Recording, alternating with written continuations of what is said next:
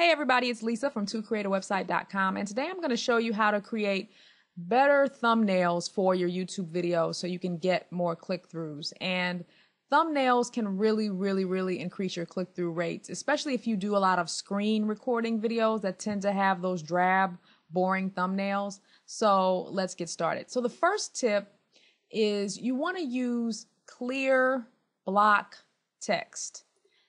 Now, this is probably not the best example because this is kind of wordy. I generally like to limit the number of words so it's not so wordy, because even though this is a 1280 by 720 image, when your subscribers see this video thumbnail on YouTube, it's going to be shrunk down to about, I don't know, 250, 300 pixels. So it's, harder to read. So clear text, not too much text, because people are not going to stop and read, a paragraph of text. This is even pushing it right here. The other thing I like to do is to throw maybe some images in. As you can see, I've got a little search guy here and then the WordPress logo as well. The other tip is to use an image of a person looking into the camera.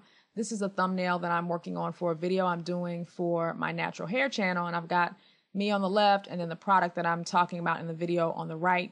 That looks a lot better than the frozen thumbnail shot that YouTube will probably pick of me moving my hands and looking crazy, how they get the worst screenshots of you in the thumbnails that they choose. So if you have access to a site where you can download pictures, I know Morguefile is a free site for commercial sites and personal sites. So morguefile.com is a great site to use if you don't have access to pictures and you don't want to use yourself. So I've grabbed an image from there and I'm just going to show you. So let's say, for example, you're doing an iPhone review. Instead of using the thumbnail of you frozen with your mouth open, you can take a picture of yourself holding the phone or whatever. So I'm going to use the Move tool here, which is up in the top left corner. I'm using Photoshop CS6, just FYI. So I'm just going to drag him into my blank palette.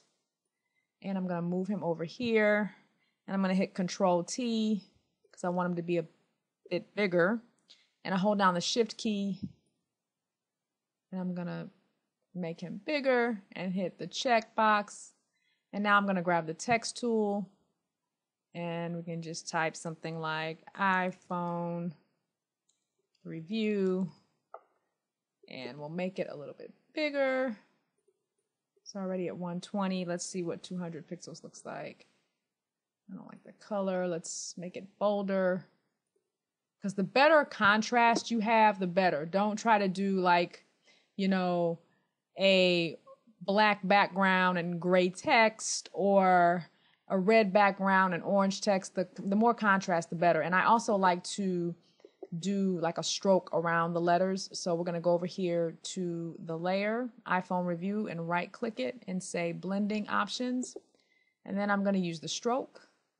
And see how that black stroke just makes the text pop like that. And I can change the color of the stroke. So let's see what it looks like if it's yellow. Kind of give you that glow effect. I think the black actually looks better. So that's a tip, something you can do to make a nice, clean, but eye-catching thumbnail. So let me show you how I made the thumbnail for this video. Okay, so I'm on Morguefile and I just did a search for eye. So I'm just going to right click and copy this image, go back into Photoshop, and I'm going to paste it right here in this blank file. So the idea is that I want the eye to be in the top left corner, and then I want the text to be over to the right or somewhere in the middle. So I'm going to make this a lot bigger by selecting Control T. I'm going to hold down the Shift key, and I basically want this to stretch the entire palette as much as possible. Now I want to change the opacity just a bit, so I'm going to right click the layer over here and go to blending options, and then here's the opacity, so it's going to get a little lighter. Say okay, and now I'm going to grab my text tool over here and I'm going to just type. It's probably way too big of a font size. Creating eye-catching thumbnails for YouTube. and the checkbox. So you guys get my drift here. So we can go back over to the text layer, right click, go to blending options and to the stroke, and see how when you give it that stroke, it just makes the text pop a little bit.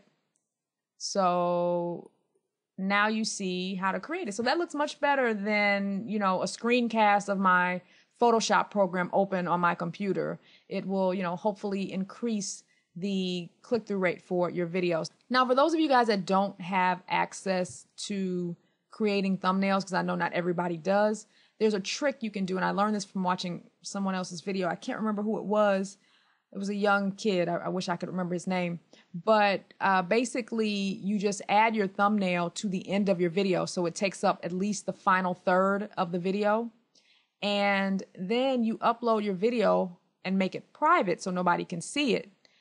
Then you choose this picture because it'll come up, because YouTube just basically takes a screenshot from the first third, second third, and final third of your video. That's how they choose the thumbnails.